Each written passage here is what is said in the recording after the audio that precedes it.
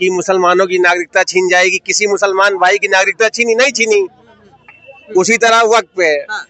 इसलिए ये सुधार बहुत जरूरी है। ये 2013 में नहीं होना था। आज जो हो रही सरकार बहुत अच्छा कर रही है।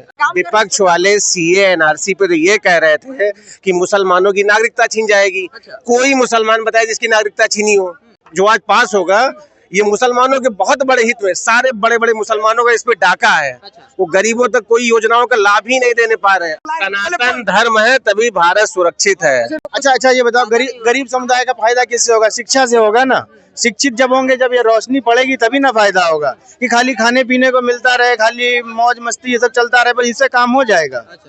अब ये बताओ, इससे काम हो जाएगा? उसको न वक्फ बोर्ड से पहले कुछ मिल रहा था, न वक्फ बोर्ड से अब कुछ मिल रहा है। और समाजवादी लॉन्च हुई हमारा यूपी में 89 में, वो वही बैठे हुए हैं। और वो कहाँ 27, 23, 24 राज्य में पहुंच गए। तो क्यों पहुंच गए? उनकी राजनीति जो थी वो केंद्रित करके उन्होंने रखी थी कि हमारा MY फैक्टर काम करेगा हमारे लिए। हिंदू राष्ट्र नहीं चाहिए। हिंदू राष्ट्र की डिमांड ही कोई ऐसी नहीं थी। हिंदू राष्ट्र की डिमांड तो कुछ प्रतिशत लोग करते हैं हिंदू राष्ट्र की डिमांड। तो ये बस डर है और कोई लेना देना नहीं। बाकी तो अपना जाति का, अपना धर्म का सबको ख्याल होता है कि हमारा ना चला जाए कहीं। अब मोहल्ले के एक बैठे हुए हैं, जैसे मुस्लिम में बैठे हुए एक बड़े ठक्का सा एक मोहल्ले में बैठे, एक आवाज मारी 100 ठेले वाले आ गए।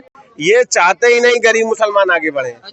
जिस देश में 370 को लेके 200 के आसपास वोट पड़ गए विपक्ष के, बताइए 370 को लेके करीब 200 वोट विपक्ष में पड़े। बताइए 370 कोई मोदी का मुद्दा था, वो तो राष्ट्र का था। कोई बोर्ड ही देश में नहीं होना चाहिए। अभी कल दिन हिंदू धर्म का हमारा बोर्ड रहे तब तो भारत में सुई की नोक जमीन नहीं बचेगी। के नाम पर राजनीति नहीं, धर्म के नाम पे कोई ऐसा बोर्ड नहीं होना चाहिए। अभी कल के दिन हिंदू समाज कहने लगे कि हमारा बोर्ड होना चाहिए, तो सुई की नोक भर जमीन नहीं बचेगी। की मांग थी, भड़काने का काम विपक्ष का है। जैसे सीए एनआरसी पे छीछा लेदर कर रहे थे कि मुसलमानों की नागरिकता छीन जाएगी, किसी मुसलमान भाई की नागरिकता छीनी नहीं छीनी, उसी तरह वक्त पे है। ये एक ऐसा प्रोसीजर है भारत में जिसमें supreme court, high court, district court का कोई दखल नहीं है। अब आज जब ये बिल लोकसभा से पारित होगा, फिर राज्यसभा से पारित होगा, जब राष्ट्रपति का हस्ताक्षर हो जाएगा, जैसे सारे प्रोसीजर कानून के दायरे में, वैसे ये भी कानून के दायरे में हो जाएगा। इसलिए ये सुधार बहुत जरूरी है। ये 2013 में नहीं होना था। आज जो हो रही सरकार बहुत अच्छा कर रही है। तो विपक्ष वाले आरोप लगा रहे हैं कि मुस्लिम को दबाने का काम विपक्ष वाले सीए एनआरसी पे तो ये कह रहे थे कि मुसलमानों की नागरिकता छीन जाएगी। कोई मुसलमान बताए जिसकी नागरिकता छीनी हो।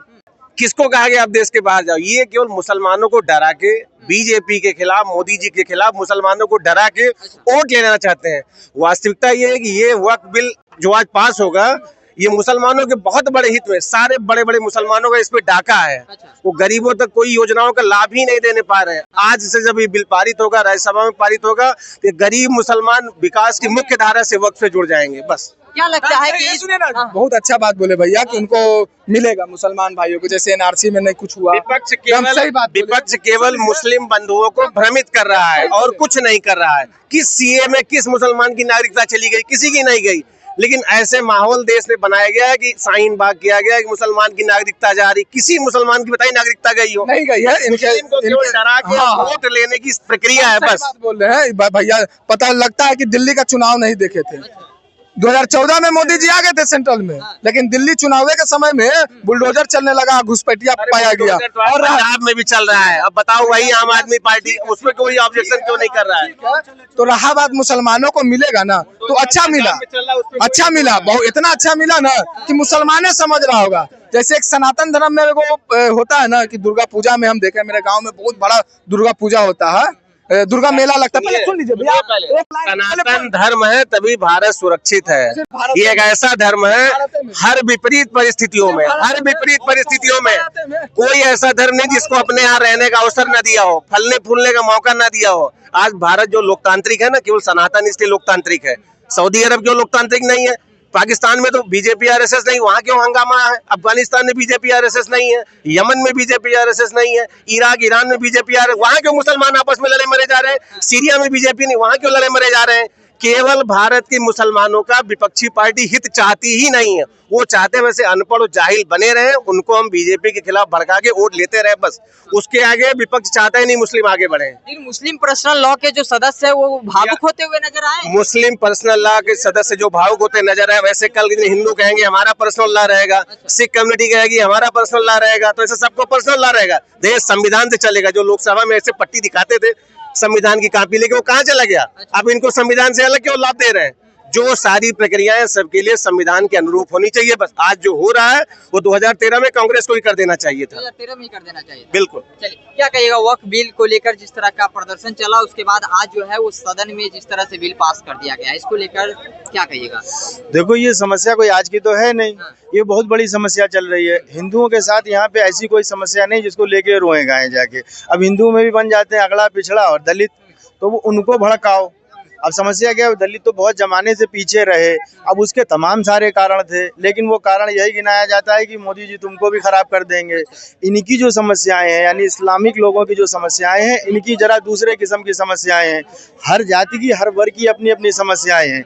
लेकिन वक्फ बोर्ड हमको बहुत ज्यादा नहीं मालूम ये क्या करता था क्या नहीं करता था। वक्फ में ये होता है कि भाई उन्होंने अपनी जमीन अपनी कम्युनिटी के लिए दान कर दी, तो ये सेकुलरिज्म होता है।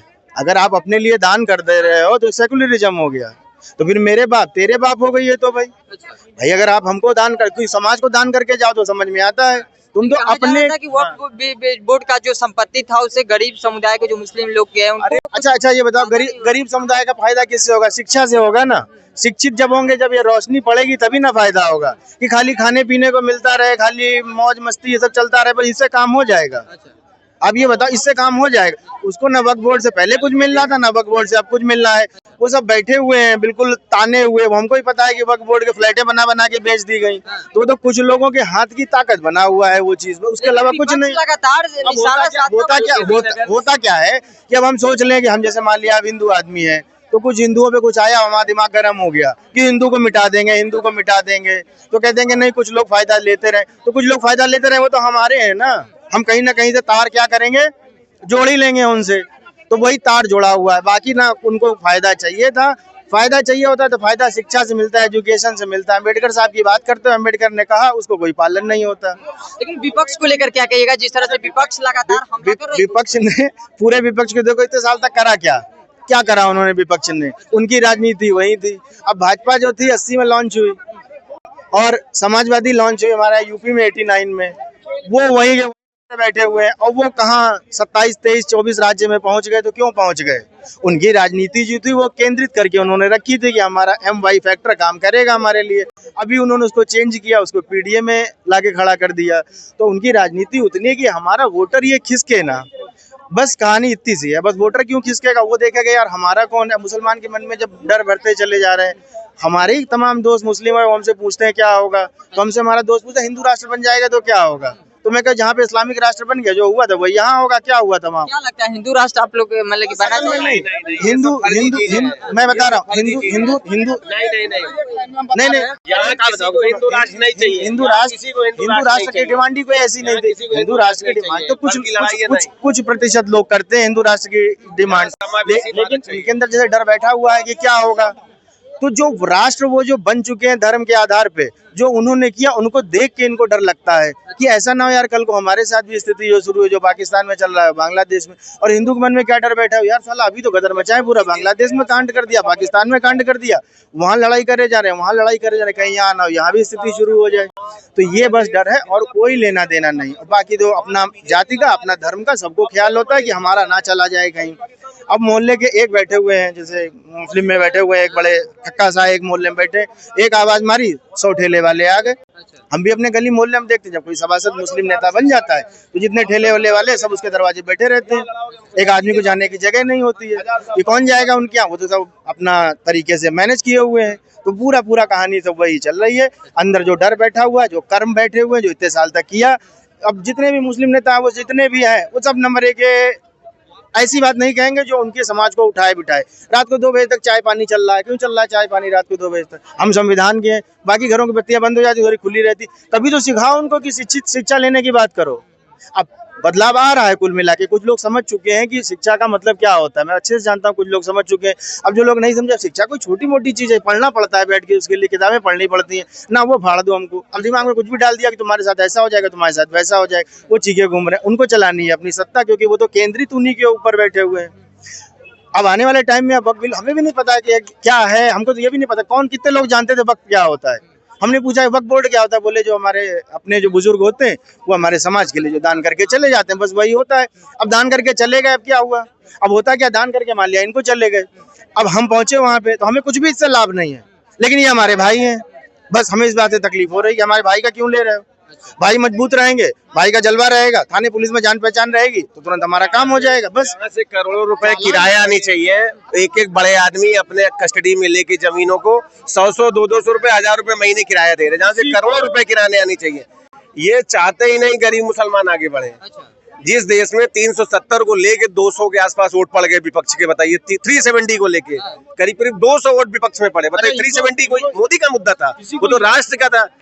देश में 2 झंडा होना चाहिए, 2 प्रधानमंत्री देश में होने चाहिए, लेकिन उसके खिलाफ भी 150 से 200 वोट के आसपास विपक्ष डाल दिया था कि 370 नहीं हटना चाहिए। तो इस भारत में नीतीश कुमार और चंद्रबाबू नायडू को लेकर चर्चाएं तेज थी कि उनका समर्थन नहीं मिलेगा, लेकिन उनका जिस नीतीश तरह का कुमार चंद्रबाबू नायडू जी को जहां जहां भ्रम था, जिस मामले पर उनको शंकाएं थी, उनकी शंकाएं दूर की गई।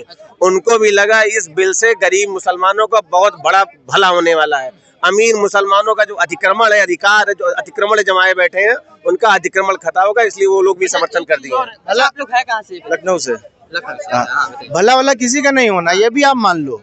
भला ऐसे किसी का नहीं होगा जब तक खुद से भला नहीं चाहोगे, ये सबसे बड़ी सच्चाई है। ऐसा थोड़ी कि वक्फ बोर्ड जो पहले जमे बैठे थे, जो लोग खा कमा रहे थे या जिन्होंने अपनी सत्ता बना रखी थी, वो आगे किसी और को गवर्नमेंट देने लगेगी। कोई बोर्ड ही देश में नहीं होना चाहिए। अभी कल दिन हिंदू धर्म का हमारा बोर्ड रहे, तब तो भारत में सुई की नोक जमीन नहीं बचेगी। के नाम पर राजनीति नहीं होनी, धर्म के नाम पे कोई ऐसा बोर्ड नहीं होना चाहिए। अभी कल के दिन हिंदू समाज कहने लगे कि हमारा बोर्ड होना चाहिए, तो सुई की नोक भर जमीन नहीं वोट बचेगी। की मांग तेज हो गई है।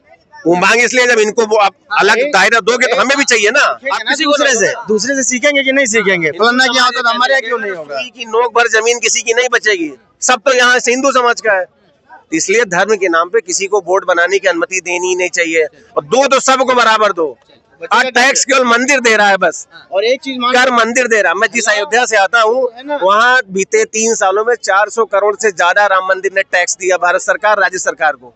किसी मस्जिद से बताइए टैक्स अब है क्या, जो दूसरी पार्टी है वो मान लिया जैसे हिंदू के लिए कुछ भी किया उन्होंने, तो तकलीफ उनको शुरू हो जाती है, और कुछ नहीं, उनको बस तकलीफ शुरू हो जाती है। नाम भी ले लिया भगवान का तो उनको तकलीफ शुरू हो गई।